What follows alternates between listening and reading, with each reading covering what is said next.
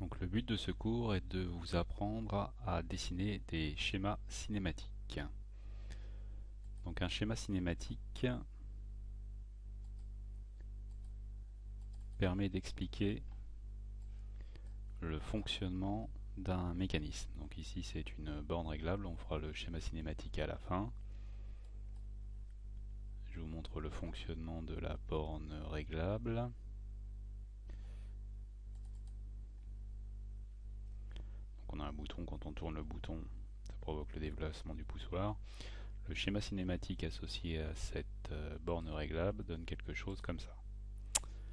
Donc là, nous on le fera en 2D, là il est en 3D. Donc lorsque le bouton tourne, il provoque le déplacement ici d'une cale qui pousse ici un poussoir vers le haut. Donc en fait, on s'abstrait, on enlève toutes les pièces en fait et on remplace les pièces par des liaisons en fait pour expliquer les mouvements possibles du mécanisme. Donc pour pouvoir réaliser un schéma cinématique, il y a un certain nombre de prérequis qu'il va falloir faire. Donc là, petite explication. Donc ici, on a un plan général de mécanisme de porte de bus. Petite animation pour vous montrer. Donc, bon, ça c'est un autre mécanisme, c'est un sécateur. Donc tout ça pour vous expliquer que dans un mécanisme, il y a des pièces qui ont été faites spécialement pour le mécanisme. Donc ça vous donnera pas beaucoup d'informations sur comment il fonctionne. Et le mécanisme comporte des pièces qui viennent du commerce. On appelle ça des pièces standards. L'intérêt de repérer les pièces standards dans un mécanisme, c'est qu'elles servent toujours à la même chose, et donc ça va vous aider à comprendre comment ça fonctionne. Par exemple, sur ce plan de mécanisme d'ouverture de porte de bus, il y a un certain nombre de pièces standards. Ici, on vous les a mis à apparaître en 3D ici, pour que vous voyez où elles sont. Donc là, par exemple, vous voyez apparaître ce qu'on appelle, ce que je pense que vous connaissez, des roulements à billes. Donc, les roulements à billes, combinés ici avec ce que vous avez vu, une vis sans fin, je sais qu'en regardant ce système-là, comme j'ai reconnu mes roulements à billes, là je vois que j'ai ma vis sans fin, je sais que le système, il va tourner sur lui-même. Si je cherche un peu plus loin, je regarde un peu ici, ça, je sais que c'est des goupilles.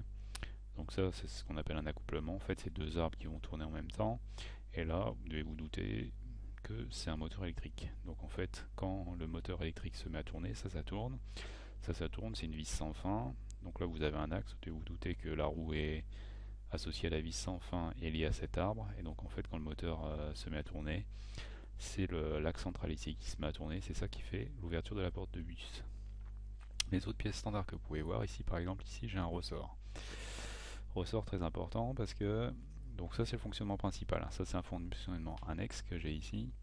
Donc quand j'ai un ressort, en fait, ça veut dire que les deux parties qui sont de chaque côté du ressort vont se séparer.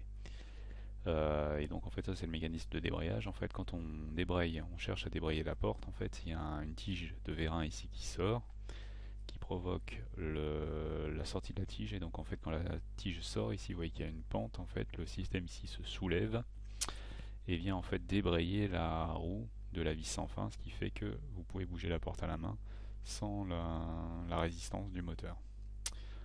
Autre truc très important ici, des pièces basiques mais très importantes à reconnaître, ce sont les vis. Parce qu'en fait, quand on va faire le schéma cinématique, on va regrouper les pièces par ce qu'on appelle classe d'équivalence.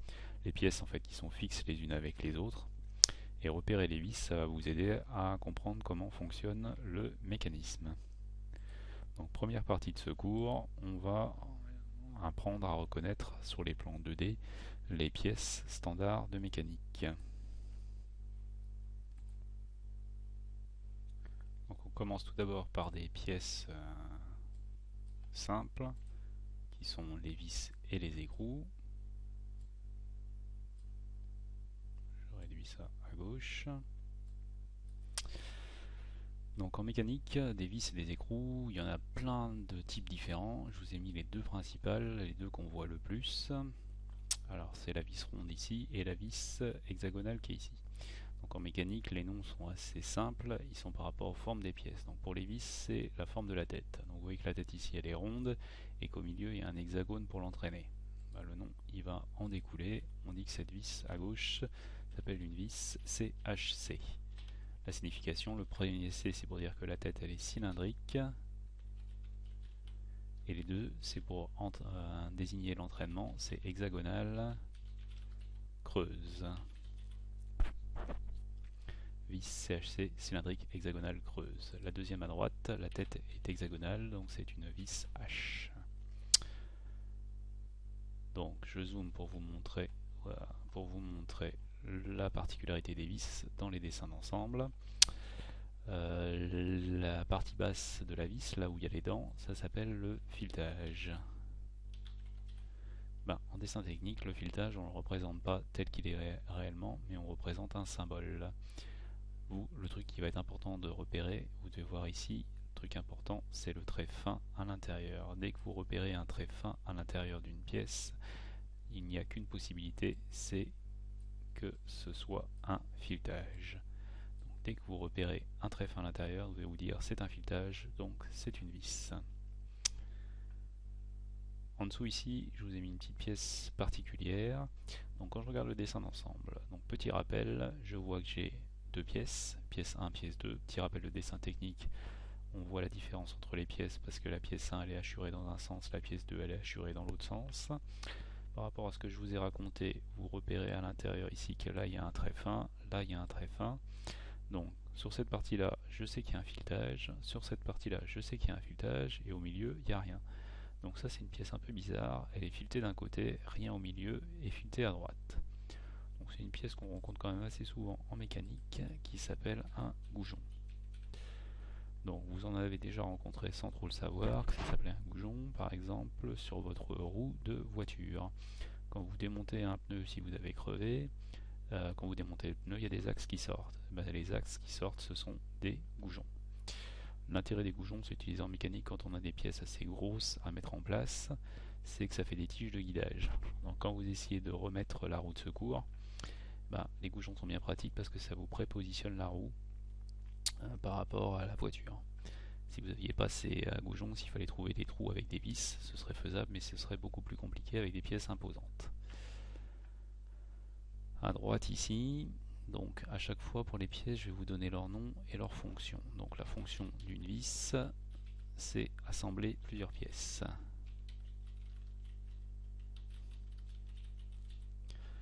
Donc ici, la vis H assemble deux pièces, une pièce 1 et une pièce 2.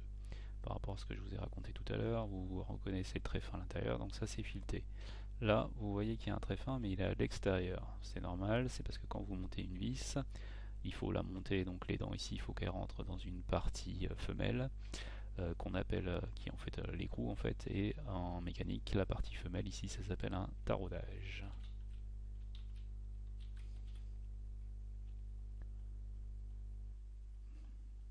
Alors, je vais commencer d'abord par les rondelles, donc souvent associées aux vis, on a les rondelles. Donc là, on a deux types de rondelles.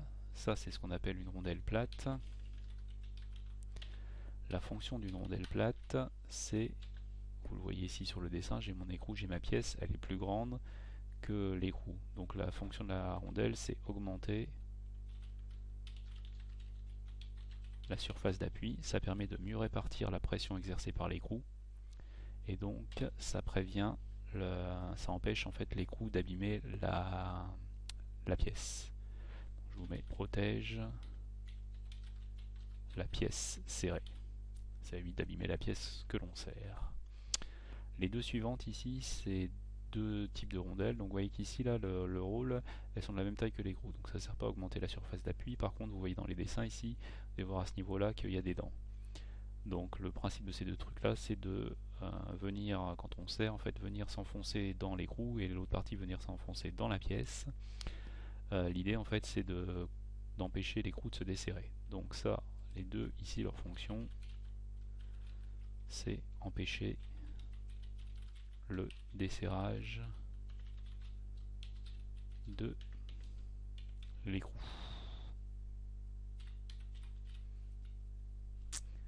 La première qui est ici, c'est la première qui a été créée. Ça a le nom de la marque qui l'a créée, c'est la rondelle Grower. Donc marque qui a créé cette rondelle, donc qui est creuse et qui est avec une dent. Donc sur le dessin, ça se reconnaîtra toujours par comme ça. Ici, en fait, là, elle est fendue, la pièce, et on voit deux traits inclinés pour indiquer les dents. Ça, c'est on va dire le générique qui est associé à ça. Donc après que ça soit tombé dans le domaine public, il y en a d'autres qui ont copié l'idée et en fait qui ont fait des rondelles avec une multitude de dents. Ça on n'en voit pas trop. Ça, vous en voyez plein dans tous les mécanismes ici pour empêcher les écrous de se desserrer. Donc ça s'appelle une rondelle à dents.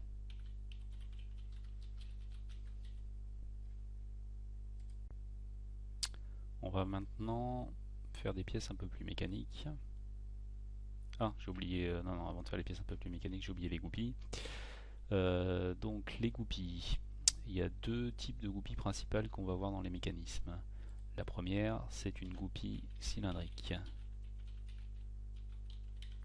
Donc c'est tout bêtement un axe en acier qui vient s'insérer dans un trou qui a été fait entre deux pièces. La fonction de la goupille, à chaque fois, c'est d'assembler plusieurs pièces.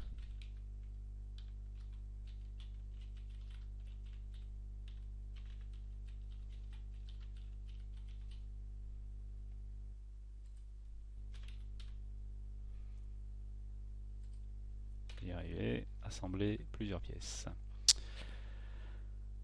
Donc, goupille cylindrique, un axe plein entre deux pièces. La deuxième, c'est une goupille ici, ouais, qui est un peu particulière. En fait, c'est pas un truc plein, c'est un truc qui est creux. Donc c'est en fait un bout de tôle qui est replié et qui est fendu.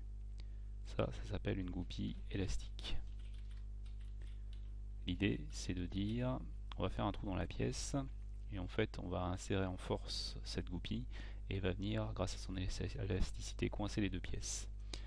Celle-là est très utilisée parce qu'elle est beaucoup plus facile à monter que celle-là. Celle-là, il faut être très précis dans l'usinage, en fait, pour que la goupille coince bien les deux pièces et qu'elle tombe et qu'elle s'en aille pas si on laisse trop de jeu. Pour le schéma, dans tous les dessins qu'on verra par la suite, c'est les détails qui sont importants. Pour la goupille élastique, j'ai zoomé ici pour vous montrer que on voit qu'ici c'est hachuré. Donc on voit déjà qu'il y a 4 traits, que vous compreniez bien. En fait, à chaque fois, les dessins vont être faits pour des cas particuliers. Donc en fait, la goupille, si on l'a coupée au milieu, là à ce niveau-là, on coupe de la matière, ce qui fait que ça donne ça comme dessin, un rectangle en fait avec des hachures. Au milieu, il y a du vide, donc on voit le rectangle qui est là, et à droite, ici, le petit rectangle qui est ici, correspond à cette partie-là. Donc il y a de la matière derrière, mais il n'y a pas de matière dans le plan de coupe, donc c'est pour ça que c'est pas hachuré. Pour la goupille ici, c'est pareil, hein, je n'ai pas insisté là-dessus, mais ce qui fait savoir que c'est une goupille pleine et que c'est pas du vide, c'est le fait que de chaque côté, on a la partie chanfreinée de la goupille qui vous montre que c'est plein.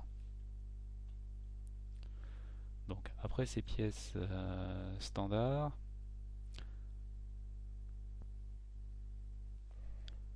donc maintenant les pièces plus mécaniques.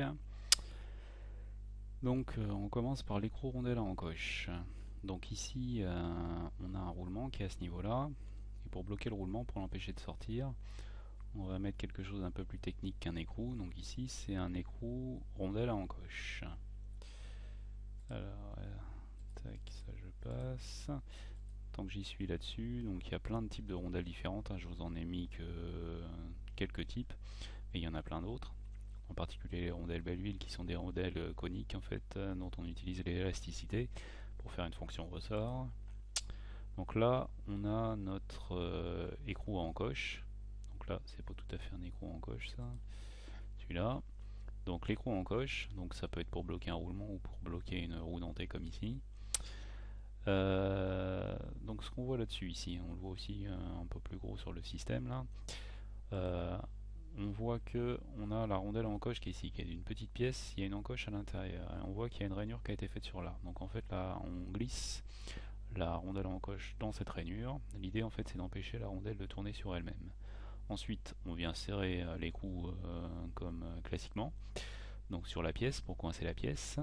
Et le mécanisme en fait a été calculé pour qu'il y ait forcément une des encoches extérieures de la rondelle qui tombe en face d'une des rainures.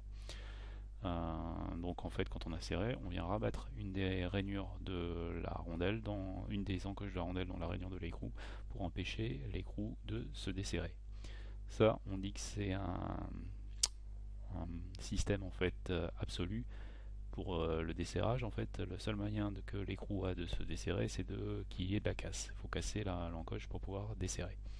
Alors que le système qu'on a vu avant, les rondelles Grover et rondelles Aldan, c'est un système de desserrage qui est relatif, puisque en fait avec beaucoup de vibrations, ça se desserrera quand même, hein. Alors, comme tout à l'heure, en fait, j'insiste sur le dessin pour reconnaître les écrous rondelles en coche dans le système. Vous avez le dessin qui est ici. Donc je ne sais pas si vous voyez que la rondelle en coche, en fait, c'est juste la partie qui est ici, qui est en noir hachuré. C'est une pièce très fine. Donc en fait, normalement, c'est un rectangle hachuré, mais là, comme c'est très fin, en fait, globalement, ça fait comme si c'était hachuré plein. Pour que vous compreniez bien le dessin, ici vous voyez qu'il y a un gros trait noir. Le gros trait noir, il correspond à la rainure qu'il y a dans l'arbre. Et donc vous voyez que la rondelle ici, elle rentre, là c'est l'arbre, vous voyez que la rondelle elle rentre dans l'arbre. Comme ici, là en fait, la rondelle rentre dans l'arbre. Le trait fin qui est ici, vous le voyez ici, ça correspond au filetage. Pour l'écrou à encoche qui est à côté ici, donc là il faut bien voir la forme de l'écrou, donc vous voyez que c'est un écrou qui est biseauté.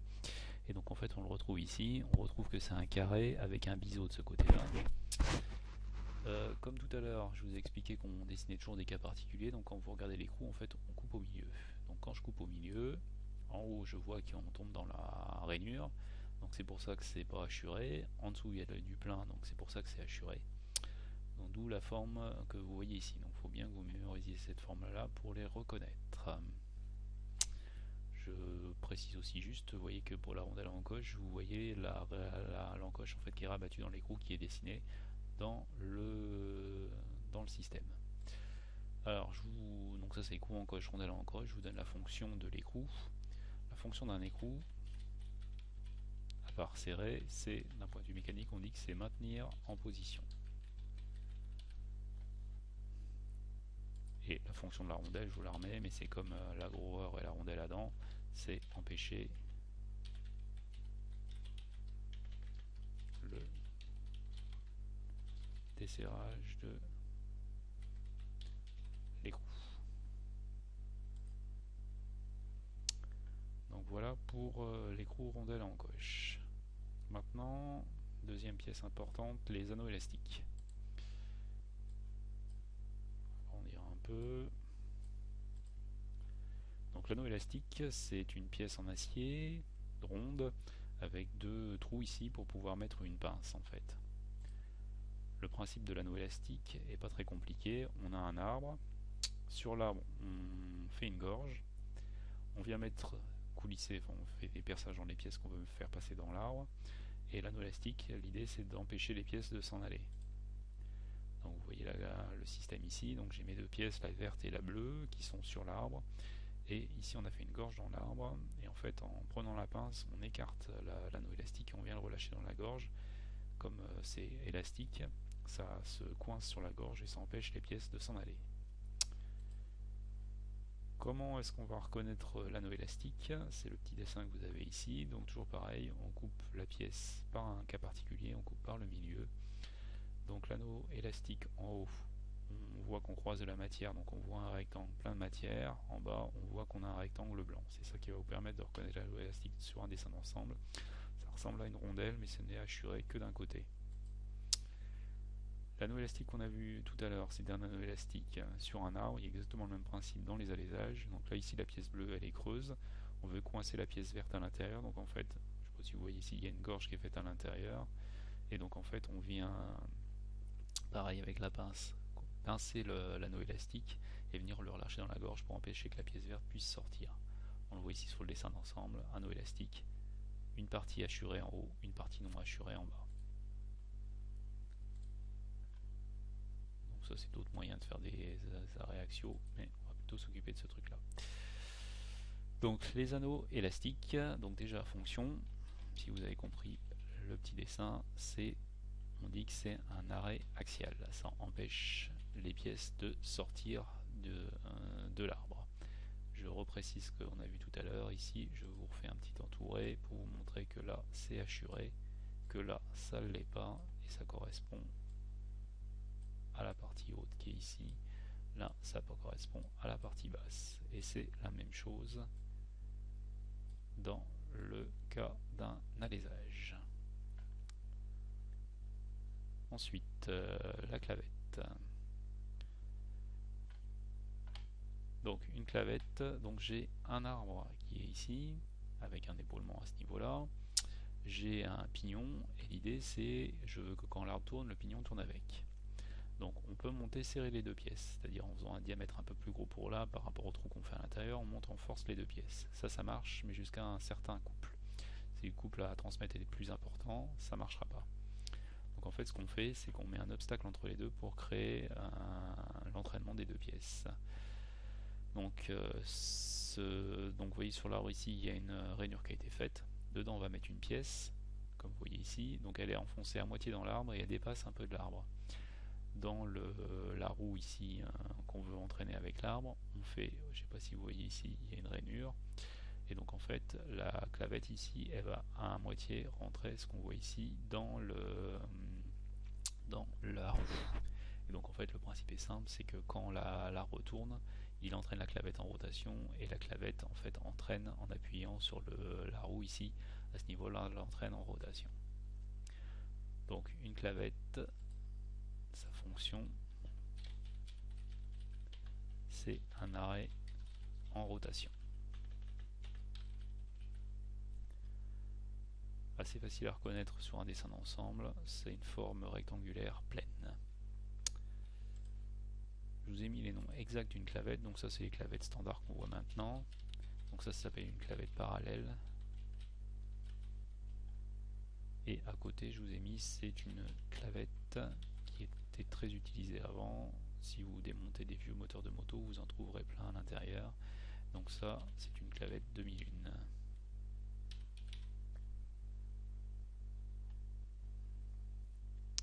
Maintenant,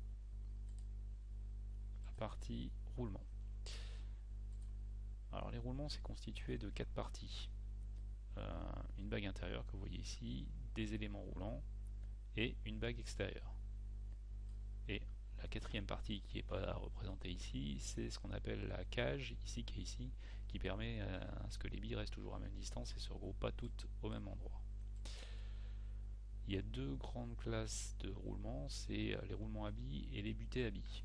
Vous allez voir la différence entre les deux, c'est que là c'est empilé en radial, là c'est empilé en axial. Ces roulements-là servent à encaisser des efforts radiaux, donc verticaux ici par rapport au dessin, et cela il sert à encaisser des efforts axiaux le long de l'axe. Donc les éléments roulants, il y a trois types possibles. Il y a des billes, il y a des rouleaux. Donc vous devez vous douter que quand il y a pour des roulements à billes, il y a peu de contact entre la bague intérieure et la bague extérieure. C'est une ponctuelle au niveau de chaque bille. Quand il y a des rouleaux, en fait, le contact entre la bague intérieure et les rouleaux, c'est des linéaires, donc il y a plus de contact, donc ça transmet plus d'effort. Par contre, ça a plus de frottement, donc ça tourne moins vite que cela. J'ai pas mis le dernier type d'élément roulant ici. Le dernier type d'élément roulant ici, c'est des petits rouleaux qu'on appelle dans ce cas-là des aiguilles. Juste ça pour vous montrer bien que vous mémorisiez bien la symbolique, enfin le dessin des roulements. Là, c'est pas symbolique, c'est vraiment dessiné en vrai. Donc on voit souvent ce dessin-là. On reconnaît les roulements avec l'élément roulant qui est représenté non coupé. Donc là, c'est des billes, là, c'est des rouleaux. Et de part et d'autre, une bague intérieure, bague extérieure. Donc ça c'est un roulement classique, ça c'est la butée, donc au lieu d'être empilé en vertical comme celui-là, là c'est empilé en horizontal, et là c'est un roulement à rouleau.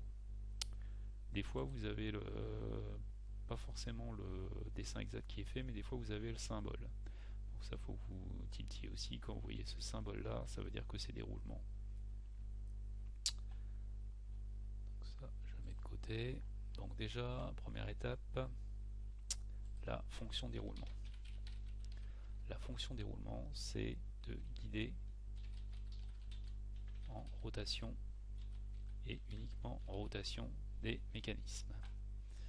Ça, c'est un roulement à billes. Ça, c'est un roulement à rouleau.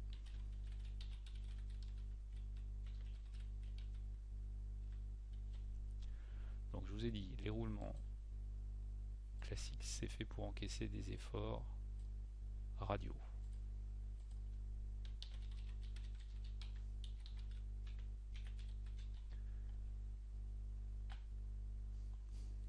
Ça, c'est une butée à aiguille.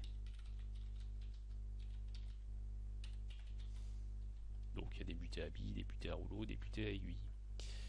La butée, comme on vous a dit tout à l'heure, c'est fait pour encaisser des efforts comme ça, axiaux. Pour être totalement précis, il y a aussi des roulements qui sont mixtes. C'est des roulements qu'on appelle à contact oblique. Ceux-là, ils sont faits pour encaisser des efforts radiaux et des efforts axiaux. Vous avez des roulements à contact oblique à billes et à rouleau.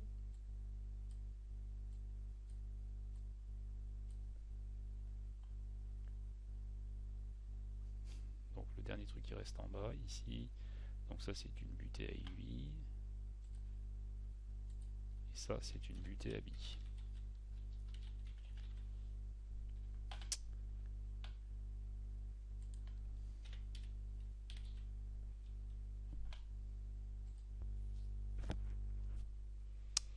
Alors dans la même lignée que les roulements, les coussinets.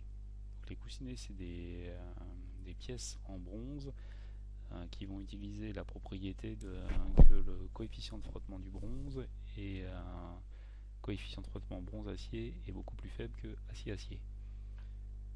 On va dire c'est le low cost du roulement. Donc la fonction des coussinets, c'est guidage en rotation comme les roulements, mais ça permet aussi de faire du guidage en translation. Ce qui va vous permettre de reconnaître les coussinets qui sont des petites pièces sur les mécanismes, c'est les hachures qui vont vous indiquer que c'est en bronze. Quand dans un matériau, dans une pièce, dans un mécanisme, vous avez une pièce en bronze, vous êtes sûr que c'est un coussinet.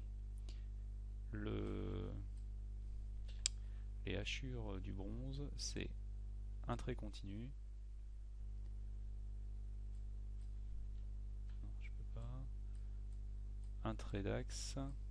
Bon, je suis pas très droit. Un trait donc continu. Un trait d'axe. Un trait continu. C'est ce type de hachure qui va vous faire savoir que c'est du bronze. On va corriger le dessin ici parce que le dessin il n'est pas correct. Ici, pour que ce soit correct, en fait, j'ai un trait continu, un trait d'axe, un trait continu, un trait d'axe. Alors des fois, c'est pas toujours très bien fait. Des fois, le trait d'axe c'est un trait pointillé. Bon, dès que vous voyez un truc qui est pas régulier et qui est un truc continu, un truc trait d'axe ou trait pointillé, vous savez que c'est du bronze et donc que c'est un coussinet. C'est important pour les mécanismes parce que quand vous reconnaissez que c'est un coussinet, vous savez que la liaison qu'on va faire entre les différentes pièces qui sont de part et d'autre du coussinet, ce sera soit une glissière, soit une pivot glissant.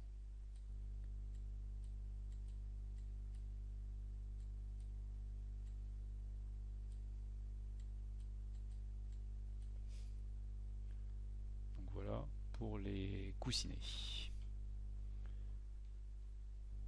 Alors j'ai fait une petite digression avec une petite pièce qui est importante en fait dans les mécanismes qu'on voit souvent. Donc ça c'est la clavette qu'on a vue tout à l'heure. C'est les vis de pression. Donc vous voyez il y a une petite vis en fait et qui va s'assembler dans le mécanisme. Donc souvent les vis de pression comme celle-là, elles sont sans tête, c'est-à-dire qu'elles ne vont pas dépasser après assemblage. Donc elles servent à plein de trucs les vis de pression. Je vais vous mettre surtout la fonction. Donc c'est des petites vis. Elles servent à assembler plusieurs pièces comme les vis standards, mais elles servent aussi d'arrêt en rotation et elles peuvent servir aussi d'arrêt en translation. Ça sert à plein de trucs. Donc vous voyez ici, là ça c'est une vis de pression. Souvent elles sont sans tête. Et dans la partie basse, c'est pour ça que ça s'appelle une vis de pression, il y a souvent un bout qui dépasse, qui n'est pas fileté. Là on voit que le filetage avec le trait fin, et c'est lui qui va servir à appuyer sur la pièce. Par exemple ici, si vous regardez à ce niveau-là, je vois que j'ai ma vis de pression. L'extrémité de la vis de pression est ici, et vous devez voir qu'elle rentre dans une rainure dans la pièce en fait. Et donc en fait, quand la pièce essaye de tourner, elle tape dans la vis de pression. Donc là, c'est classiquement un exemple où la vis de pression empêche la rotation de la pièce intérieure. Donc ça, c'est un arrêt. Cette vis-là, elle sert d'arrêt en rotation. Je vous ai remis les matériaux. Donc je vous ai dit pour le bronze c'est primordial de le reconnaître parce que vous saurez tout de suite si c'est un coussinet ou pas. Et je vous ai mis les 4 autres matériaux que vous allez reconnaître, que vous pouvez retrouver dans les mécanismes qu'on verra. Donc il n'y en a que 4, c'est facile à reconnaître. Il y a l'aluminium. L'aluminium c'est des doubles traits. Donc quand c'est comme ça, c'est aluminium ou alliage d'aluminium, matériau léger. Le bronze, on l'a vu, c'est un grand trait, un trait pointillé, un grand trait. L'acier fonte, c'est les hachures standards, les hachures normales. Et matériaux synthétiques, c'est des hachures en quadrillage. C'est-à-dire que c'est comme des hachures standards, mais elles sont croisées. Bon, j'ai du mal à faire des traits droits, mais vous comprenez le principe. Donc ça c'est tout ce qui est pétrochimique, donc plastique, caoutchouc, ça c'est acier fonte, ça c'est bronze et ça c'est aluminium. Donc les deux derniers trucs pour terminer, les joints. Donc les joints, il y en a pareil plein de types différents. Je vous ai mis les deux principaux. Le premier en haut, là c'est ce qu'on appelle le joint torique. Donc le joint torique, c'est en fait une chambre à air remplie de caoutchouc. Donc quand je coupe ma chambre à air, j'ai une ellipse. Et comme c'est du caoutchouc, normalement d'après ce qu'on vient de voir dans les hachures, ça doit être quadrillé. Donc ça c'est le dessin normal. Le dessin que vous verrez dans les plans d'ensemble, comme c'est des petites pièces, c'est une ellipse et globalement elle est grisée, elle est remplie de matière. Le deuxième type de joint qu'on va voir, c'est celui-là, il est plus technique celui-là. C'est une armature autour ici en métal, qu'on voit ici, et à l'intérieur ici un ressort, et là une partie caoutchouc qui vient s'appuyer. Ça s'appelle un joint à lèvres.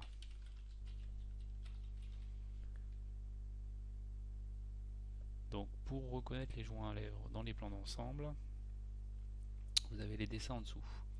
Donc soit c'est représenté en vrai, ça sera comme ça. Soit c'est représenté en symbolique, et c'est souvent représenté en symbolique, c'est un carré avec une flèche au milieu. Dès que vous voyez un carré avec une flèche, il n'y a qu'une option, c'est que c'est un joint à lèvres. Là si vous regardez la légende, en fait ça c'est un joint à une lèvre, ça c'est un joint à deux lèvres. C'est quoi la différence? C'est tout bête. Quand il y a juste cette partie là, ça c'est un joint à une seule lèvre, il y a le ressort qui est ici, donc en fait ça empêche l'huile de sortir. Ça c'est un joint, quand il y a un bout en plus devant ici, ça c'est un joint de lèvres, ça empêche l'huile de sortir et ça empêche la poussière de rentrer. La fonction d'un joint, c'est l'étanchéité.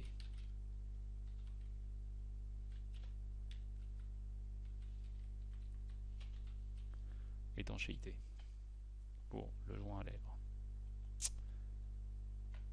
Les engrenages. Donc un engrenage, c'est un ensemble de deux roues.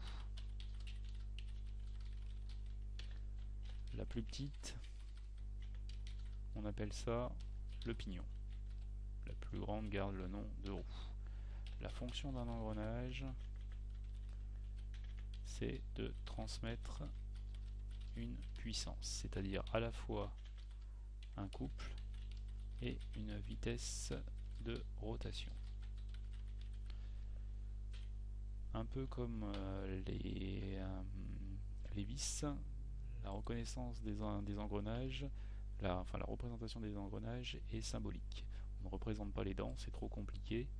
Les dents de l'engrenage que vous avez ici sont représentées par un rectangle avec un trait d'axe au milieu. Là j'ai les dents de la roue, et en même temps je vois les dents du pignon. Et là j'ai le bas des dents du pignon. C'est ça qui va vous permettre de trouver que c'est des dents. Donc ça c'est ce qu'on appelle un engrenage droit, c'est des roues droites. Dans les boîtes de vitesse, donc les engrenages droits, leur défaut c'est que ça fait du bruit quand ça tourne, ça claque. Alors dans les boîtes de vitesse, comme on essaie de réduire le bruit, on va pas mettre des engrenages droits, mais vous voyez ici on met des engrenages qui sont inclinés, ça s'appelle des engrenages hélicoïdaux. Donc ça c'est bien, ça fait moins de bruit. Le rapport de conduite est bien meilleur, donc il y a plus de guidage entre les deux, donc c'est pour ça qu'il n'y a pas le claquage quand ça tourne. Par contre le défaut de ces engrenages là, c'est que ça crée des efforts axiaux. Donc ça je vous ai mis, c'est une ancienne boîte de vitesse en fait. Et c'est parce que il y a longtemps, en fait, les constructeurs automobiles, il y en a un qui a eu l'idée de se dire, bah, comme ça crée un effort axial, qu'est-ce que je fais? Je vais en mettre deux en opposition. Cette forme-là, ça s'appelle un chevron. Et le premier qui a eu l'idée de faire ça, c'est André Citroën. Et vous reconnaissez, si vous prenez deux chevrons, vous reconnaissez le symbole, le logo de Citroën. Ça, c'est un engrenage conique. Et ça, c'est un engrenage roue et vis sans fin.